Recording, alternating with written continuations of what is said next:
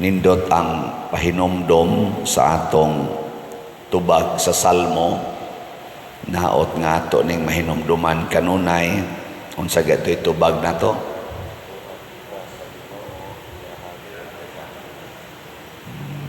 Mura na malamod yag hubog. Unsa to? Gibuhat kita sa Ginoo, iyaha gayud kita. Kinsa ninyo nga kada adlaw maghuna-huna gyud nga ako o kining akong mga kauban sa kinabuhi binuhat ra gid ni Ginoo nya. Ang Ginoo gitag-iya ani nila. Taas sa kamot. Ay pamakaka. Sige. Kung tinuod nga miilata ni ana, awayon ba na nimo? Kasab-an na nimo? Yaw-yawa na nimo? Kinsa ninyo dinhi ang wa gyud masuko sa inyong kuyog sa kinabuhi ta sa kamot? Mayon ay usak. Tinuod basad ka. O wa naman mo ni isa. Di sa ato pa kada nato kasuko, kada nato buhat og sala, batok anang maong tao. Unsa may mahitabo? Nalimta nato nga ang Ginoo di tag-iya ana. Nga iya di nas Ginoo. Makaako ba mo na inyong bugal-bugalan, inyong kasukan, labi na gyud inyong bunogon ang anak sa presidente sa Pilipinas? Ha? Tungod lang kay naa nagpuyo sa inyo, imong bugal-bugalan, imong daog-daogon, makaako mo ana. Presidente sa Pilipinas, labaw na gyud presidente sa Amerika. Niya ka na iya gunas Ginoo, labaw na gyud na. Pero kuwang kay tas respeto. Ngano man, nailad na ta siyawa. Kung sa may gisulti siyawa, ikay nagbuhat ana, imo na, ikay tag-iya ana. No, mo na dinis atong ebanghelyo, nag-ilog na sila sa yuta kuno nga kabilin sa ilang ginikanan. Nalimot sila nga kining yuta, hinimo nas Ginoo, iya nas Ginoo. Kinsa ninyo dinhi ang wa gyud mangangkon og yuta ta sa kamot? Oh, ngangko na. Kinsa ninyo dinhi ang wa gyud mangangkon og balay? No, ngangko na. Mao na hangtod ang kuno na nato ang atong naong, mao nang usbon lang nato nga way pananghid sa Ginoo. Ang kuno na nato ang atong lawas, ato ng usbon, pamutlo ng fallopian tube, ligation, vasectomy. Ang kuno na nato nga kitay gabuot sa kinabuhi, abortion, euthanasia, ilisan pang gender, ang laki himuong babae, ang babae himuong laki, nangangko na ta. Hangtod nga nag-establish na tag atong daghan kaayong human rights ato na kuno na dim ana ngilad atong human rights, pero daghan kay tag human rights nga wa na mo conform, wa na mo pasidungog, wa na magmagnify nga kining human right ni support ni sa ownership sa Ginoo sa akong kaugalingon o sa akong isig katao. Daghan kitag human right nga dili na igo sa sugo sa Ginoo. Imagine na lang ninyo. Imagine ba? Pila ka buk human rights nato. Kuno, human rights, pero wa maigo sa sugo sa Ginoo. Ang tag-iya nato Ginoo. Nya mano nga matod pa diri sa atong unang pagbasa, nahimutang patay tungod sa atong pagkadautan o pagkamakasasala. Yang ano mang nahimutang patay o daot tungod sa kadautan o pagkamakasasala, kay gisunod nato ang atong tawhanon nga kailibgon, lawas nung katagbawan. Muna ang ato mga human rights nagtagbaw sa atong lawas nung kailibgon og tawhanon na pangandoy. Kasagaran gyud. Hangtod na gyud nga doon na natay gitawag og right to ownership. Di man ang hilad aron magrespetuhay ta, pero mahimo na gani ng absolute nga og ako na ning mapirmahan na anak ko'y titulo ani ako na ni musangko sa usahay gubat. Mao na rong naggubat na ng mga nasod, Russia, Ukraine, Israel, Hamas, musangko sa panaglalis. Mao na rong ato mga politicians, siging lalis, murag wa nay kapaingnan ang ilang lalis karon. Ang mga manag-amigo kaniadto nga ato mga political leaders karon, mura nag-iring og iro. Arang-arang paganing iring og iro kay magduog paghigda. No? Sila karon siging pakauwaway sa usag-usa. Mga leaders nga inila pinili sa katawhan nag-away kangilad ana, di ba? Wa mong ngil-ari ana. Dunay pari dinhi kaming duhas Father Red or kami ni mga pari dinhi makakita mo mga leaders mi sa atong simbahan mag-away mi, di mi magtingganay. Di mo lainan, nya magsigi mong simba kami, magsigi gwali, pero nahibaw mo nga, wa mi magtingganay, gasigi mig dinautay.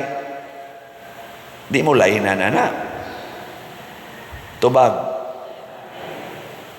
Dili ka mauwaw ang mga anak, ng ilang ginikanan, magsigig away, kada adlaw magsigig away, magbalikasay pag yun, mga bot pag sa silingan ang tingog. Nagtuod mong inyong mga anak, okay rana. Di mo mauwaw? Da, hilom lagi mo. Nya di sa mo malipay. Kung ang inyong ginikanan, bisan pag nasakitan, magsige ra gyud og pasayloay. Nang lagom ang naong sa kulatahay, pero ikaugma mag-agbayay lang yapon, di mo malipay ana. Nangalubo ang ngipon pero moingon ra gyapon, this cannot change my love for you. Di mo malipay ana, magtan-aw anang klasehas mga tao.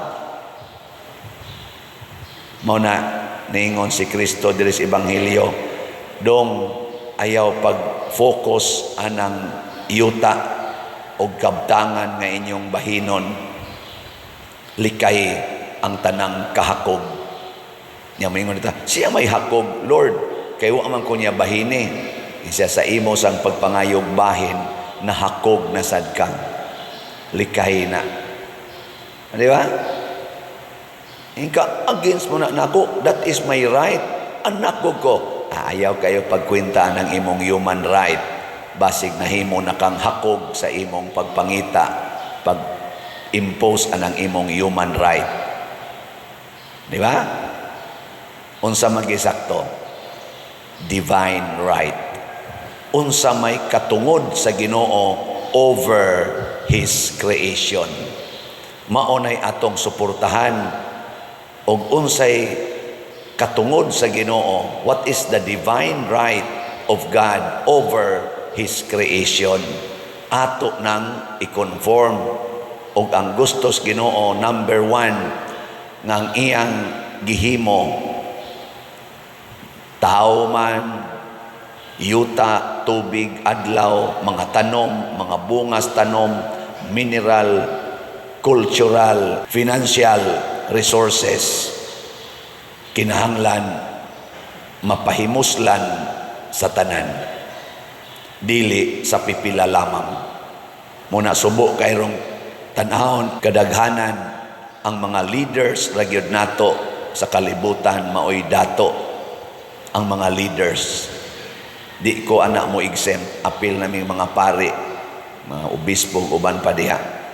Kasagaran yun ang niarang-arang na kinabuhi ang mga leaders, ang mga members, ordinaryo, ug looy kay kinabuhi. Guilty pud ko ana. Nindot kay kog higdaanan. Sa una maghigda lang kog banig katong ako pay nagdaas among pamilya nga ako'y nagtrabaho. Karon higda-higda na ko anang nindot kay higdaanan. Air condition pagyod, ignaog na ko, luto ng pagkaon sa una, tuktukon pa ko kay mo palit og pila kilong bugas. Nya kay wa may ikapalit utangon pagyod.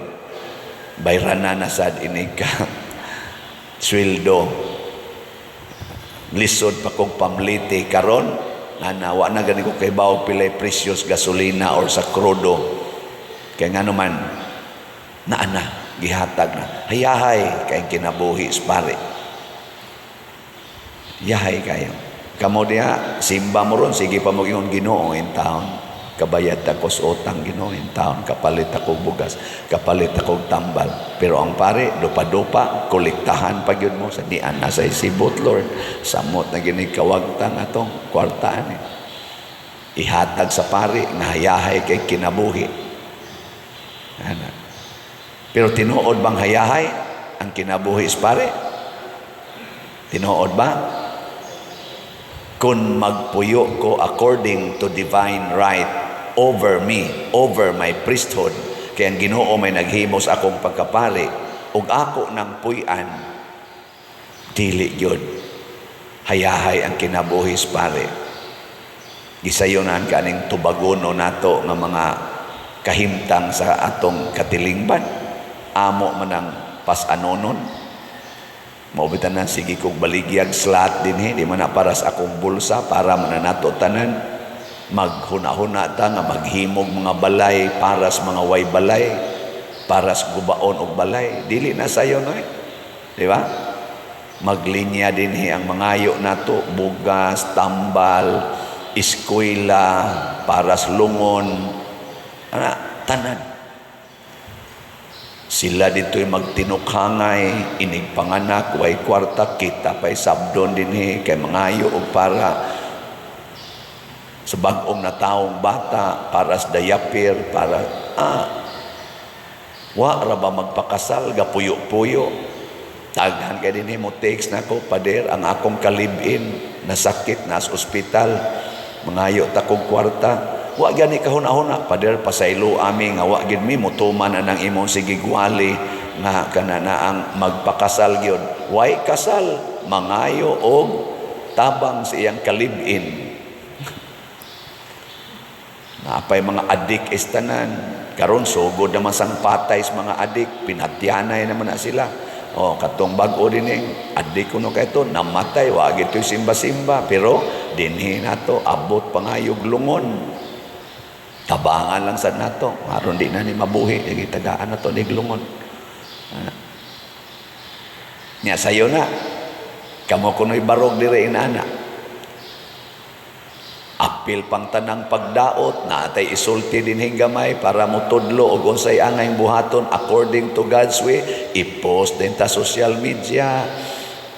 Away-awayon pa ming mga pari sa mga vloggers nga, yawan-on kay tanan. Dili sa iyo, no? Ikaw ay may mga kapader, sikat kay kapader. Napagaw na lang kung sige, imbitar aning niya mga talk, mga misa, biyahe-biyahe, haron lang yun mo talk. May kapader, kay sikat kay ka. Sige ko no, ilis ko no ta. Haron sikat sa kay ka diha sa social media, sigihan kag daot. Pero part na sa divine right, nga matod pa ni Kristo, kung magsangyaw mo sa mayong balita, dumtan mos kalibutan, dauton mos kalibutan, tungod kay dili mo iyas kalibutan. Na siya. Unsa may itong una-unaon kanunay? Unsa man? Ang langit. Una-una ang langit. Sa atong paggamit aning mga kwarta, mga gahom, mga authority dinis kalibutan, padong gid unta tas langit. Gilingi ay mong tupad. Ing nasa imong paminaw, malangit kag mamatay ka karon. Ing na malangit ka sa imong binuhatan, sa imong mga gipangandoy. Kay posible man yung mamatay ta karon.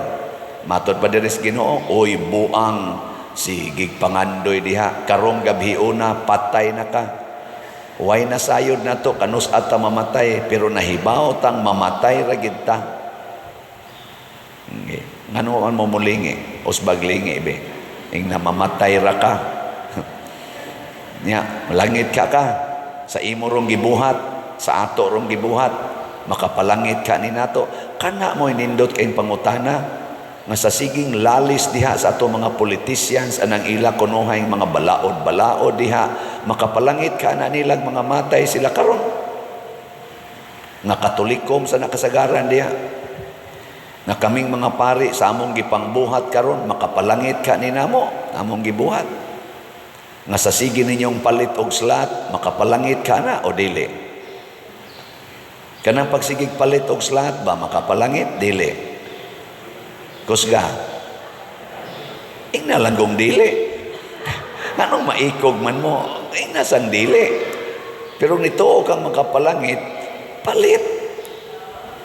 Unya ka nang ikapalit og slat, 100 pesos ramang gining sitiyo, para sa atong itukod og mga balay. Naa kay 100, di jud ka mo palit. Makapalangit na nimo o makapaimpierno? Likay ang tanang kahakog ug kadaw, matod pa ni Kristo. Kanang taong hakog ug daw, ang gihunahuna ana niya ang iyang lawasnong katagbawan, ug maunay makapahimo natong patay ug daotan sa matas Ginoo. Mao na hinumduman nato kanunay, gibuhat sa Ginoo ang tanan, iyaha gayud ang tanan. Nya kay kita gibuhat man sa tas Ginoo, iyaha gayud kita.